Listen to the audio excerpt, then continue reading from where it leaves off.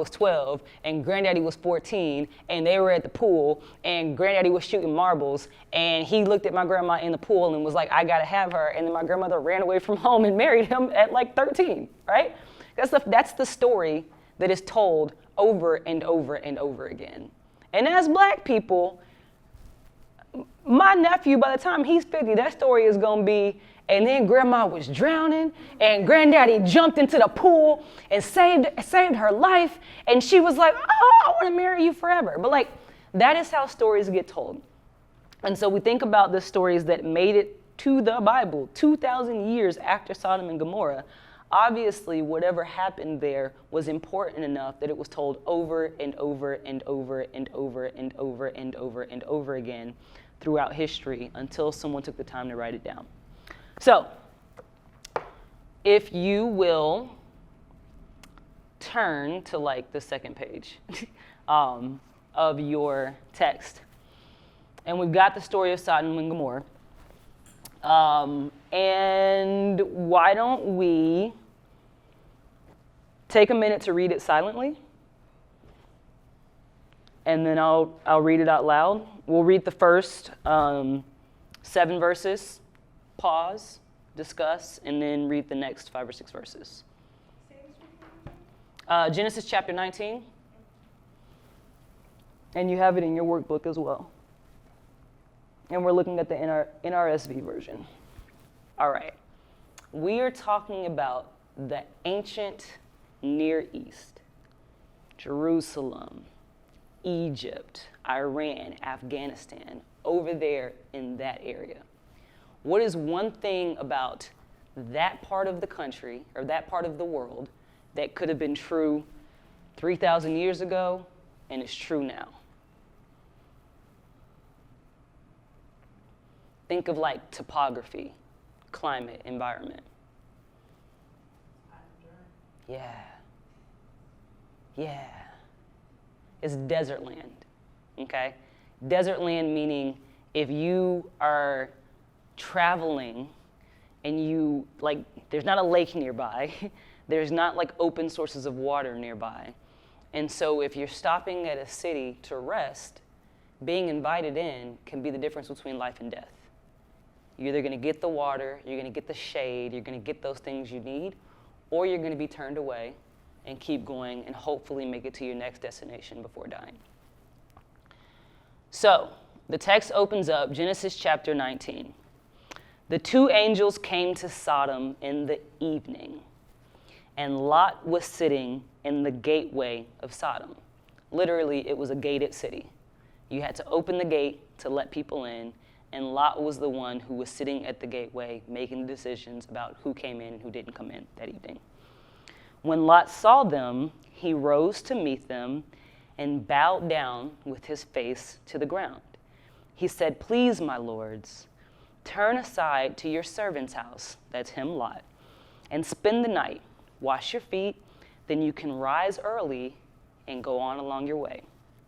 They said, "Nah, we don't need to impede upon your house. We are going to spend the night in the square." But Lot urged them strongly, so they turned aside and entered his house. And he made them a feast and baked unleavened bread, and they ate. But before they lay down, the men of the city, the men of Sodom, both young and old, all the people to the last man surrounded Lot's house. And they called to Lot, "Where them men that came to your house tonight, Lot? Where they at? Where they at? Bring them out to us so that we may know them." Lot went out of the door to the men, shut the door after him, and said, "I beg you, my brothers, do not act so wickedly." So let's start at verse 7 and work our way backwards. Why would Lot say, like when he says don't act wickedly, and they're like, we just want to know these guys inside the house, why would Lot reference that as wickedness?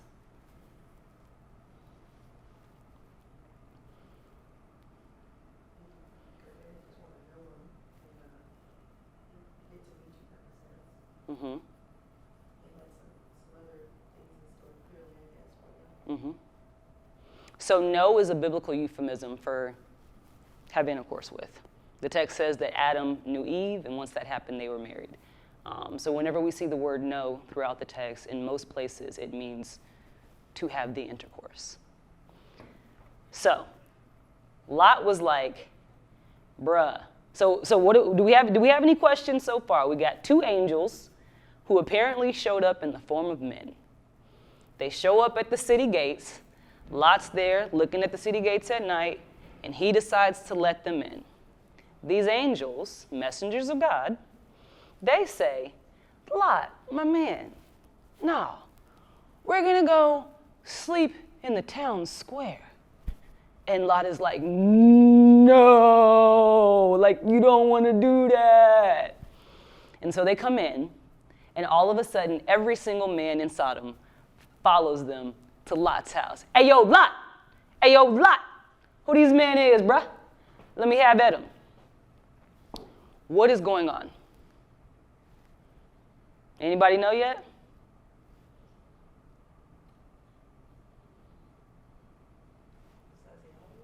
What's the obvious?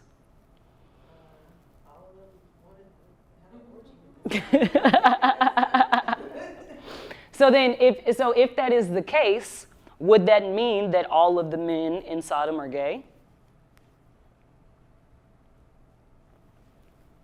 Like, why would all of the men come for these two men?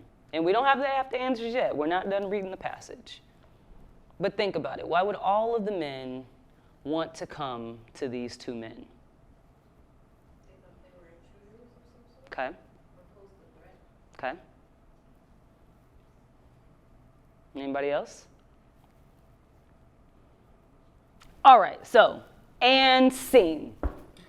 They're like, I want to get to know these folks, and Lot is like, tonight of all nights, could y'all please not be so wicked? Please, please, help me out here. All right, Genesis chapter 19, verse 8. As an appetizer to get these men of Sodom to leave these two angels alone, Lot says, look, I have two daughters who have not known, who have not slept with a man. Let me bring them out to you and do to them as you please. Only do nothing to these men, for they have come under the shelter of my roof.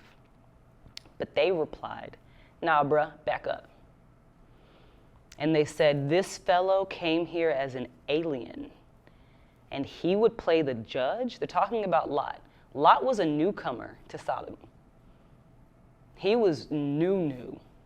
And it's like, how you gonna be new, and now you a gatekeeper, and now you telling us what we can do with these niggas invading on our block? You can't do that. And they say, we gonna deal worse with you. All right, bruh? You done lost your mind. I don't know who you think you are. We're going to deal worse with you than with them. Then they pressed hard against the man Lot and came near the door to break it down. Now Lot is like, oh, hell. They tried to rape these men in my house. I told them no. They didn't go away. I offered up my virgin daughters for them to have their way with. And they said, no, we don't even like you, bruh. We finna take you and them niggas out, period. But the men inside the house reached out their hands and brought Lot into the house with them, and they shut the door. And they struck with blindness, this is the angels inside the home, struck with blindness the men who were at the door of the house, both small and great, so that they were unable to find the door. Then the men said to Lot, have you anyone else here? Sons-in-law, sons, daughters, or anyone you, Lot, get your people, bring them out of there, because we finna light this whole city on fire. Boom. They thought that they was finna get us, now the whole city finna burn. But Lot, you get your people, because you sheltered us. Verse 13, we are about to destroy this place because the outcry against its people has become great before the Lord, and the Lord has sent us to destroy it.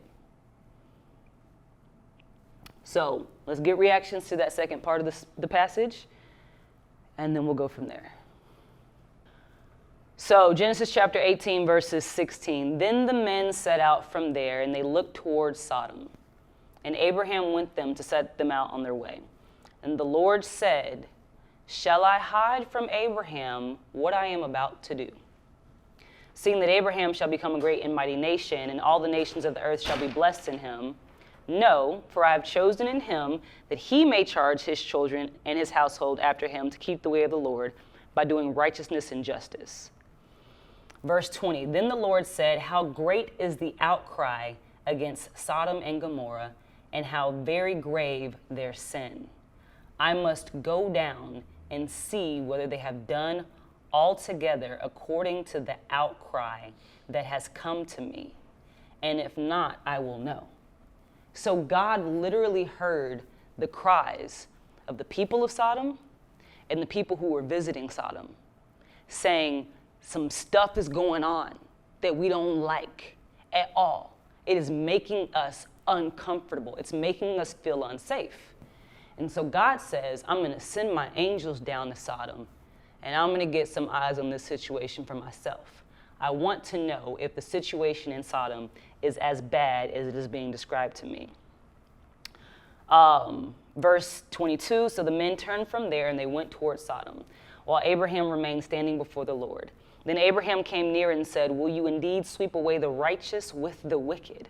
Suppose there are 50 righteous within the city, will you then sweep away the place and not forgive it for the 50 righteous who are in it? Far be it from you to do such a thing, to slay the righteous with the wicked, so that the righteous fare as the wicked. God, don't do this. Aren't you the judge of everything that is just? Why are you going to kill the righteous along with the wicked?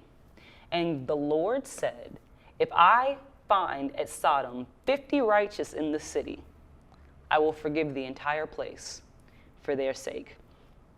Abraham answered, let me take it upon myself to speak to the Lord, I who am but dust and ashes. Suppose 5 of the 50 righteous are lacking. Will you destroy the whole city for lack of 5? And God says, I won't destroy it if there were 45 righteous. What about 40? 40, I'm not going to destroy it. What about 30? If I find 30 righteous men, I'm not going to destroy it. Abraham said, let me take it upon myself to speak to the Lord. 20 not going to destroy it. Do not let the Lord be angry if I speak just once more. If there are 10 righteous men, I will not destroy it. So, the situation that's happening is that God has heard the outcries of the people of Sodom, people who have been traveling through Sodom. Some crazy shit is happening. We don't like it. God sends his angels. The angels, at the very instance, at the beginning of verse 18, they show up in the heat of the day with Abraham, and Abraham welcomes them in.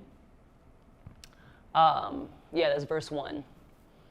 When he saw them, he ran from the tent entrance to meet them and bowed to the ground. He said, my Lord, if I find favor with you, do not pass by your servant.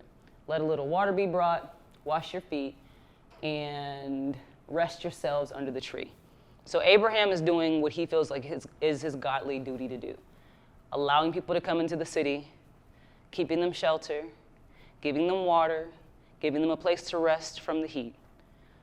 When those angels appear in Sodom, Lot does what he feels like it's his godly duty to do. He lets them in. He invites them to his house. He knows that they can't sleep in the town square, probably because all of the men in the city will rape the angels. He doesn't want that to happen. Question number 1 is, what do we make about Lot's offering of his virgin daughters to the men of Sodom to protect the angels? I think it's, obviously vile on the surface, but I think, right, we don't have an explanation for this. I think one of the reasons why Lot may have done that is because he knew that they didn't want his daughters.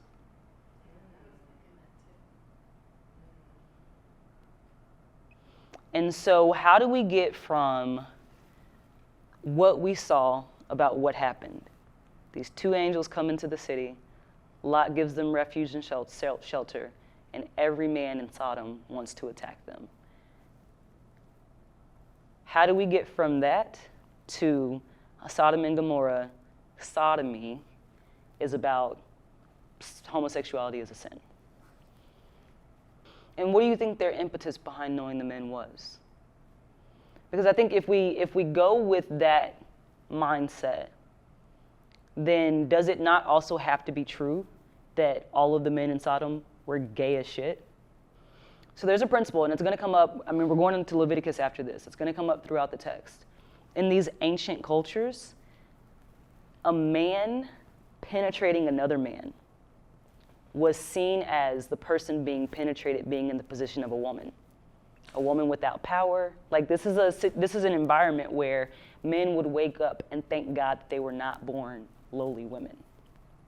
And so to put a man in the position of a woman, because notice, there's nothing about this that is romantic, nothing about this that is consensual, nothing about this that is like gay. It's, you have these visitors, we don't like them, we want to destroy and humiliate them so that they don't ever come back through here. And it goes to the idea of, you know, Alicia, you asked earlier, well, what are people learning in seminary? And truthfully, I don't know what a lot of people are learning in seminary. Because if I talk to my grandparents about this right now, they both Baptist ministers, ain't got no kind of degrees, but that's okay. My grandma has like a 6th grade education, so I love her, period. You don't need no degree, grandma. You go ahead, preach. I disagree with everything you saying, but I'm proud of you for preaching. So let's turn to Ezekiel chapter 16, because Ezekiel chapter 16 actually gives the answer to what the sin of Sodom was. Based on what we've seen, based on what we've heard, based on what Audrey just put in terms of these ancient practices of dominating and destroying men sexually as like signs of conquest, what can you imagine, based just on that context alone, that the sin of Sodom actually was? Ezekiel chapter 16, and we're going to go verses 43 through 50. Because you have not remembered the days of your youth, but have enraged me with all these things, therefore I have returned your deeds upon your head, says the Lord God. Have you not committed lewdness beyond all your abominations? See, everyone who uses this proverb about you, like mother, like daughter. You are the daughter of your mother, who loathed her husband and her children, and you are the sister of your sisters, who loathed their husbands and their children. Your mother was a Hittite and your father was an Amorite. Your elder sister is Samaria, who lived with her daughters to the north of you, and your younger sister, who lived to the south of you, is Sodom with her daughters. This is an analogy. You not only followed their ways and acted according to their abominations, within a very little time you were more corrupt than they in all your ways. As I live, says the Lord God, your sister Sodom and her daughters have not done you as your daughters have done. This was the guilt of your sister Sodom. She and her daughters had pride, excess of food, and prosperous ease, but did not aid the poor and the needy. They were haughty and did abominable things before me. Therefore, I removed them when I saw it. The text in Ezekiel is saying that the sin of Sodom was not they wanted to go have gay sex. The sin of Sodom was that they were inhospitable to strangers. The sin of Sodom was that they had the resources. Come on, Texas. Come on, U.S. Come on, Haiti. They had the resources. They lived in prosperity.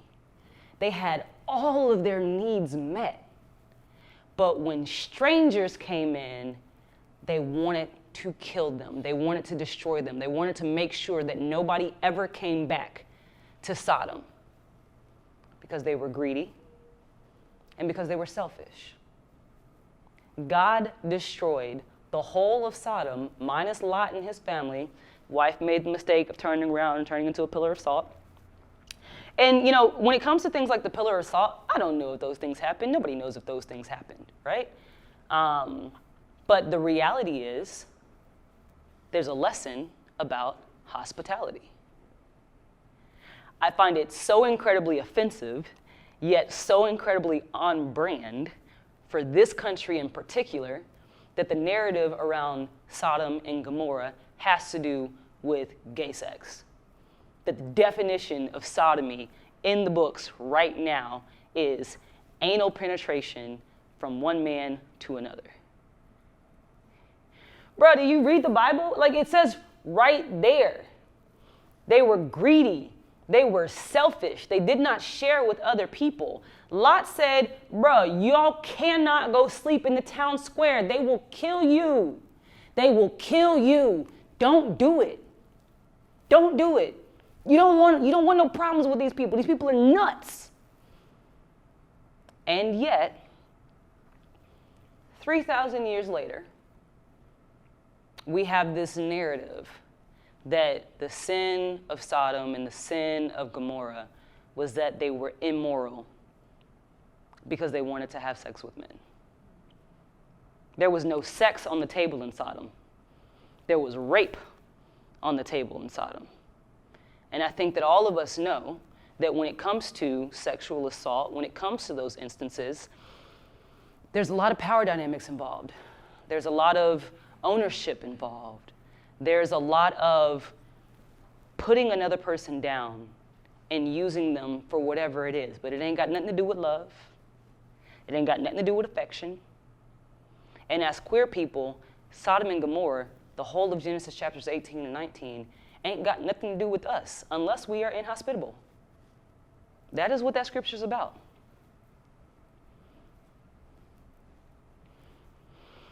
There's another reference, and you guys have heard this, I'm positive. In Hebrews chapter 13,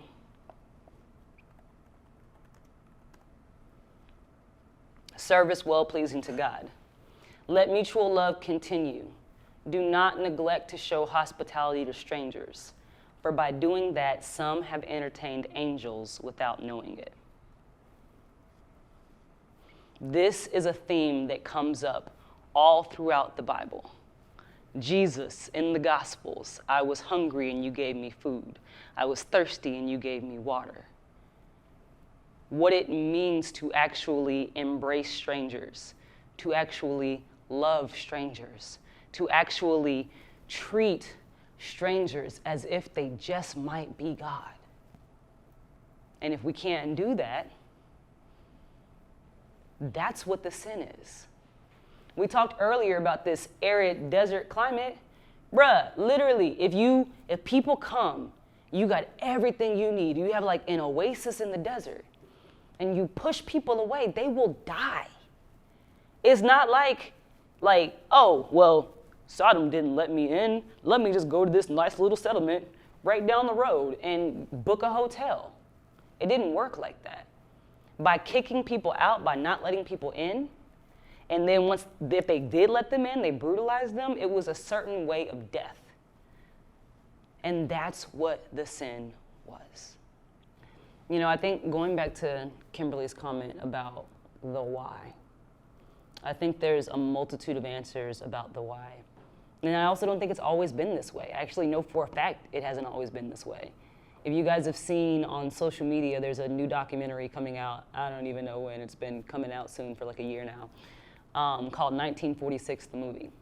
And the entire premise behind it is about how the word homosexuality was not introduced in the Bible until 1946.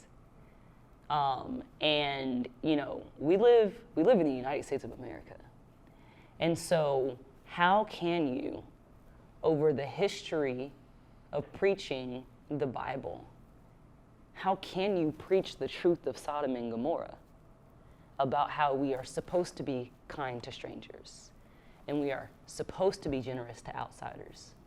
When, I don't know about y'all, but when I saw those images of the Haiti migrants seeking legal asylum and the horses and the whips, bro, I was like, I gotta get off the internet. I gotta go sit in silence. This is killing me. And there are entire white evangelical denominations justifying that. Justifying this theology that we gotta protect what's ours, what's within these borders. They not our problem. Let's not even get to like the socio-political situation that led to Haiti being in this state. Like, Haiti has earthquakes, but they shouldn't result in such monstrous disaster if they had the infrastructure. And they don't have the infrastructure because we've been robbing Haiti ever since the Haitian Revolution. And now it's, look at them. White people always be like, they need to get it the legal way. Bro, this is the legal way. Like, asylum is the legal way. And look at how they are being treated. But what would happen if somebody was like, this is sin? Look at Sodom and Gomorrah. There would have to be a reckoning within our churches, particularly our white evangelical churches, about how we treat people. They not finna reckon. Ted Cruz ain't finna reckon. Greg Abbott ain't finna reckon. No, shoot, people aren't gonna read the Bible telling us about being gay. We don't like them either. And it hasn't always been that case. When the moral majority in the 80s, Ronald Reagan, were further politicizing all of these things that previously were not politicized, like abortion. Why? Because if we can divide people on these topics, then we can gain political power.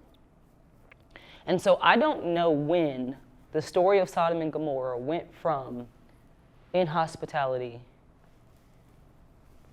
to being about like gay sex. But there's no sex in that. There's no love in that. There's no homoerotic desire. There's just the desire to conquer. There's just the desire to push out. And there's just the desire to assert authority over a group of people that are seen as less than because they're not the in group. And I think that's a plague on humanity that we see time and time and time and time again throughout the course of humankind, is we have an in group, we have to protect this in group, and we will continue to narrow this in group to be most reflective of the people in power until everybody else is othered and we're right. And we're gonna see that in Leviticus. Y'all saw Prince of Egypt, Moses leading his people out. When they left Pharaoh's rule, they were free. And they were now the nation of Israel. And the nation of Israel had to make decisions about how they were going to live. These are people that have been slaves their whole entire life. Now they're free. What do? They don't know. They don't know what to do with freedom when freedom has never even been a thought of something that's possible. And so the nation of Israel splits up into the 12 tribes of Israel, and each of the 12 tribes of Israel set their own rules as to how they are going to function in society. How can we be different as the Levites from the Canaanites? From the Canaanites, how can we be different from these other groups? And that's how we ended up with the book of Leviticus.